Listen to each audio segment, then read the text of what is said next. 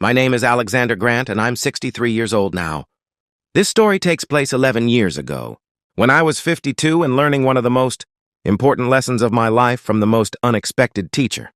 A homeless child who had nothing but gave everything. I'd built my fortune in technology, founding a software company in my 20s that eventually went public and made me wealthier than I'd ever imagined possible. By my early 50s, I was a billionaire several times over, with all the trappings that came with it. The penthouse, the cars, the private schools for my daughter, the exclusive clubs and restaurants. My daughter Charlotte was 7 years old then. After my wife died giving birth to her, I'd raised Charlotte with the help of nannies and tutors and every advantage money could buy. She attended the most prestigious private school in the city, wore designer clothes, and had every toy and educational tool available. I wanted to give her everything. I'd never had growing up in a working-class neighborhood. Every opportunity to succeed and thrive. But somewhere in giving her everything, I'd inadvertently taught her that her worth came from what she had rather than who she was. Charlotte had become entitled, spoiled, dismissive of people she considered beneath her. She was rude to our staff, contemptuous of other children who weren't as privileged, and increasingly difficult to manage. Her teachers reported that she refused to work with students she deemed not smart enough, and that she frequently made other children cry with her cutting remarks. I tried to correct her behavior, but I'd been so focused on building my business that I'd left her upbringing largely to others. And those others, well-meaning but deferential, staff, rarely challenged her or set meaningful boundaries. Charlotte was growing up to be brilliant and accomplished, but also cruel and empty, measuring everyone by their possessions and status. That autumn afternoon, I left work early to pick Charlotte up from school, something I rarely did. Usually our driver handled it, but I'd been trying to spend more time with her after her latest teacher's report about her behavior toward classmates. Charlotte's school was in an affluent neighborhood with manicured parks and expensive shops. I arrived a few minutes early and decided to walk to the school entrance rather than wait in the car. As I approached, I noticed Charlotte standing by the iron fence that surrounded the school grounds, but she wasn't alone. Beside her stood another girl, probably around the same age, maybe slightly older. It was hard to tell because she was so thin. The girl wore a dress that was several sizes too big and obviously secondhand, stained with dirt and torn in places. Her hair was tangled and unwashed, and her feet were in sneakers that were literally falling apart, held together with duct tape. Everything about her appearance said homeless or desperately poor. But what caught my attention wasn't her poverty. It was what she was doing. She was teaching Charlotte something, pointing to a notebook she held, explaining something with animated gestures. And Charlotte, my dismissive, contemptuous daughter, was listening with rapt attention, nodding seriously, asking questions. I moved closer, staying out of sight, curious about what was happening. "See, if you move the X to this side," the homeless girl was saying, "then you solve for it here. That's how you find the answer. My teacher showed me that last year before we had to leave." "That makes so much more sense than how Mrs. Peterson explains it," Charlotte said. "You're really good at math." "I like math. It's like puzzles. And puzzles always have answers if you just think about them the right way." The girl smiled, and despite her circumstances, it was a beautiful, genuine smile. "Want me to show you another one?" Charlotte nodded eagerly, and the two girls bent over the notebook together. The homeless child, patiently teaching my privileged daughter concepts she'd been struggling with in her expensive private school. I was stunned. This was not the Charlotte I knew. This Charlotte was humble, eager to learn, respectful. She was treating this homeless girl not with the contempt she showed most people, but with genuine appreciation and friendliness. When they'd worked through a few more problems, Charlotte suddenly asked, "What's your name?" "I'm Charlotte." "I'm Mia," the girl said. "Mia Johnson." "Where do you go to school, Mia? You're really smart." Mia's face fell. "I don't go to school anymore. Not since June. We had to leave our apartment, and now we live. We move around a lot. My mom can't afford a place to stay, so we sleep in her car or sometimes at the shelter when there's room. I used to love school. I was in the gifted program at my old school." Charlotte looked stricken. "You can't go to school?" "But how do you learn things?" "I read books from the library when I can." and I practice math in my head. And I remember everything my teachers taught me before. She gestured to the notebook. I found this notebook in a trash can. Someone had only used a few pages, so I used the blank pages to work on problems and practice writing. That's not fair, Charlotte said with feeling. Everyone should get to go to school. I know. Mom says maybe when she gets a job and we get an apartment, I can go back to school. But that hasn't happened yet. Mia looked down at her worn shoes. I come here sometimes after your school lets out. I like to hear the teachers teaching through the windows, and sometimes I can see the math on the chalkboards. That's how I learned what I just showed you. I saw Mrs. Peterson teaching it through the window last week. And I figured out how to do it. My heart was breaking. This child was so hungry for education, so naturally gifted, that she stood outside school windows to catch glimpses of lessons, worked math problems in a notebook she'd retrieved from the trash, and now was teaching the daughter of a billionaire concepts that expensive private tutoring hadn't successfully conveyed. Do you want to come to my school? Charlotte asked suddenly. My daddy's really rich. Maybe he could pay for you to go here. Mia laughed, but there was no bitterness in it. That's really nice of you to offer, but schools like this cost a lot of money. Thousands and thousands of dollars. That's what my mom said when we walked past here once. She said even if we weren't homeless, we could never afford a place like this. Charlotte looked thoughtful. Well, my daddy can afford it. And you're way smarter than most of the kids here anyway. You should go to this school. I decided it was time to reveal myself. I walked up to the fence where the two girls stood. Charlotte saw me and her face lit up. Daddy, this is Mia. She's teaching me algebra and she's really, really smart. And she should go to our school. But she can't because she's homeless and doesn't have money. I knelt down so I was at eye level with both girls. Mia immediately stepped back, fear crossing her face. She'd clearly learned that adults in expensive suits weren't usually kind to homeless children. It's okay, I said gently. I'm Charlotte's father. I'm not going to hurt you or chase you away. Charlotte's right. You're clearly very intelligent. How old are you, Mia? 9, she said quietly. I'll be 10 in February. And you taught yourself algebra by watching through windows? She nodded, still wary. That's extraordinary. Do you like other subjects besides math? I love reading. And science. I used to love everything about school. Her voice cracked slightly. I miss it so much. I made a decision in that moment that would change multiple lives. Mia, where is your mother right now? She's at the library. She goes there to look for jobs online and to stay warm. I'm supposed to meet her there at 5. I checked my watch. It was 4:30. Would you allow me to drive you to the library? I'd like to meet your mother and talk to her about something. Mia looked torn between hope and learned caution. What do you want to talk to her about? About you going to school. And about how I might be able to help your family. People don't help people like us, Mia said matter-of-factly. They tell us to get jobs or go away. They don't want to see us. Well, I'm not most people. And Charlotte's right. You're too smart not to be in school. Will you let me talk to your mother? After a long moment, Mia nodded. We drove to the library. Charlotte and Mia chattering in the back seat about math and books and science. I watched in the rear view.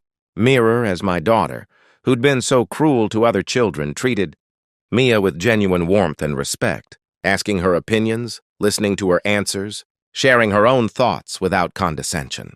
At the library, we found Mia's mother, Sarah, in the computer section, filling out online job applications. She was probably in her mid-30s, but looked older, worn down by circumstances.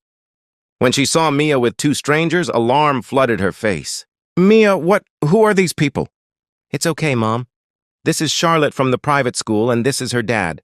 He wants to talk to you about something. Sarah looked at me with suspicion and exhaustion. If this is about Mia hanging around the school, I've told her not to bother the students. We'll leave. We won't come back.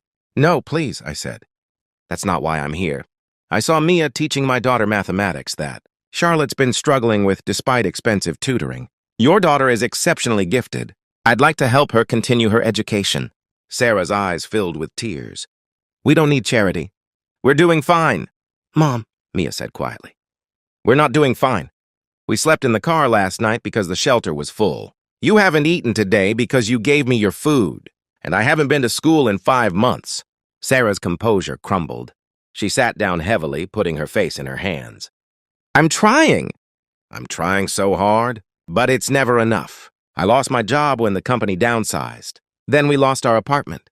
I've applied for hundreds of jobs, but no one will hire me when I don't have a permanent address, and childcare costs more than minimum wage pays. I can't afford to work. What did you do before? I asked. I was an office manager. I'm good at organization, scheduling, managing multiple tasks. But all those jobs want someone with a fixed address and professional clothes and references from recent employment. I don't have any of that anymore. An idea was forming in my mind. What if you did have those things? What if I could help you get back on your feet? Not as charity, but as an investment in your family's future? Sarah looked up at me with a mixture of hope and disbelief. Why would you invest in us?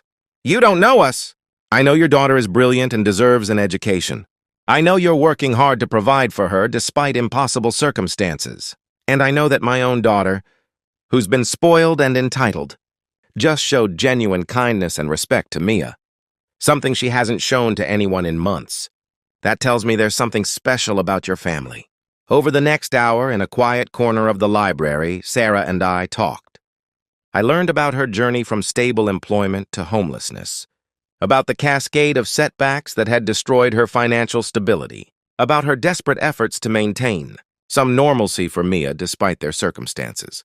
I made her an offer I would provide temporary housing, help her get professional clothing and transportation, and give her a job as operations manager for my charitable foundation, which genuinely needed someone with her skills. In exchange, she would work hard, rebuild her independence, and allow me to pay for Mia's education. This isn't charity, I explained. This is me recognizing talent and potential in both you and your daughter and choosing to invest in it. I expect you to work hard, to be professional, to treat this as a real job with real expectations. And I expect Mia to take her education seriously and to continue being the kind of person who teaches others what she knows. Sarah was crying openly now. Why? Why would you do this? People have walked past us for months. They've ignored us, yelled at us, called the police on us for existing in their neighborhoods. Why would you help?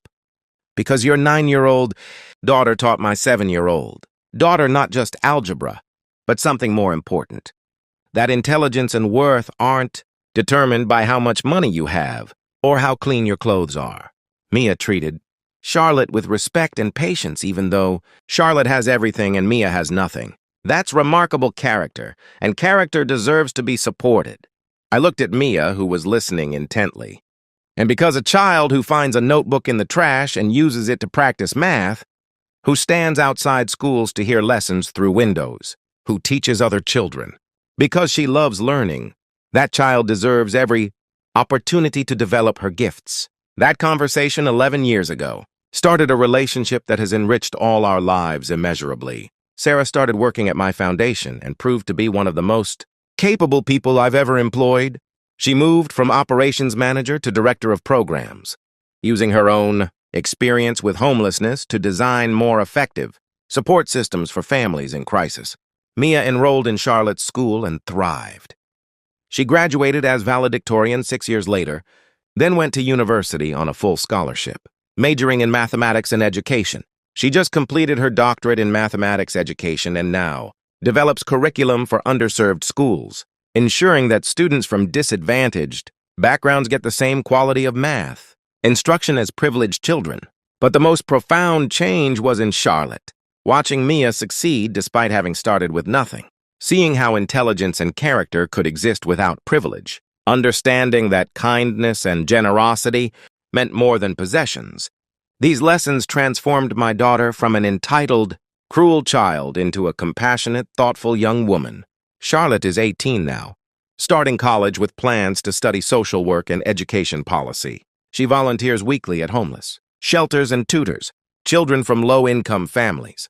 She and Mia became best friends, and that friendship taught Charlotte more about empathy, gratitude, and real human worth than any amount of money could have purchased. Mia taught me that being smart or accomplished doesn't make you better than anyone else, Charlotte told me recently.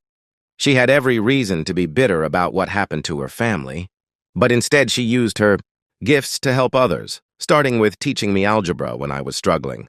She showed me what real character looks like, Sarah and Mia moved out of the temporary housing I'd provided after 18 months. Having saved enough to afford their own place, Sarah insisted on paying me back for the initial support, though I'd never expected or asked for repayment. "It's important," she explained. "Not because I don't appreciate what you did, but because I need to know we can stand on our own. You gave us a hand up when we needed it most, but we built our lives back through our own efforts. That matters." She was right. Dignity matters. Self-sufficiency matters. The goal was never to create dependence, but to provide a bridge over an impossible chasm, allowing a gifted child and her hard-working mother to reach the other side, where their talents could flourish. Now, 11 years later, I look back on that afternoon with profound gratitude. I'd gone to pick up my daughter from school and instead found a homeless child teaching her mathematics through an iron fence. I could have dismissed it, driven Charlotte away, told Mia to stop bothering students at a school she couldn't afford. That would have been easier, more comfortable, more in line with how society often treats homeless children. Instead, I watched and listened. I saw intelligence, patience, generosity, and character in a child who had every reason to be bitter or defeated. And I chose to invest in that character, to provide the opportunities that would allow both Mia and Sarah to thrive. The return on that investment has been immeasurable. Mia's research is changing how mathematics is taught in schools across the country, ensuring that children from all backgrounds receive quality education. Sarah's work at the foundation has helped hundreds of families escape homelessness and rebuild their lives. Charlotte has become a compassionate, engaged citizen who uses her privilege to help others. But beyond the tangible achievements, there's something more valuable: the knowledge that we're all connected, that a billionaire's daughter and a homeless girl can teach each other, that wealth and poverty don't determine worth, that sometimes the person who has nothing to give materially can give gifts that change your entire worldview. Mia taught Charlotte algebra that day, but she also taught both of us, that intelligence exists everywhere, that potential isn't limited to privileged children, that the homeless girl outside the fence might be brilliant and kind and deserving of every opportunity. That's what stunned everyone who knew the situation. Not that I'd paid for a homeless girl's education. Wealthy people make charitable donations all the time. But that I'd recognized what she had to offer. That I'd seen teaching Charlotte through a fence not as an imposition, but as a gift. That I'd understood my daughter needed what Mia could give her more than Mia needed what I could provide. Because ultimately, it wasn't a one-way exchange. Yes, I provided housing and employment and education, but Mia provided something equally valuable. She reminded Charlotte, and me, that true wealth isn't measured in dollars but in character, intelligence, kindness, and generosity of spirit. She had nothing material to offer. But she taught my daughter not just algebra, but how to treat people with respect regardless of their circumstances. She showed Charlotte what real intelligence looks like, not the entitled assumption of superiority that comes from expensive schools, but the genuine love of learning that makes you teach others what you know. And she taught me that the greatest investments aren't always financial. Sometimes they're human. Recognizing potential, supporting talent, removing barriers that keep gifted people from contributing their gifts to the world. That afternoon outside Charlotte's school, I saw a homeless girl teaching my daughter through an iron fence. I could have driven away. Instead, I stopped, listened, and changed the trajectory of multiple lives. That's the real lesson, that we all have the power to change trajectories, to recognize potential, to invest in human talent regardless of current circumstances. We just have to be willing to see what others overlook, to value what society dismisses, to recognize that sometimes the teacher appears in unexpected forms. Mia was 9 years old, homeless, standing outside a school she couldn't afford to attend, teaching a privileged girl through a fence because she loved learning, so much that she couldn't help but share it. That's the kind of character that deserves investment. That's the kind of spirit that changes the world. And I'm grateful every day that I was wise enough or lucky enough to recognize it when I saw it.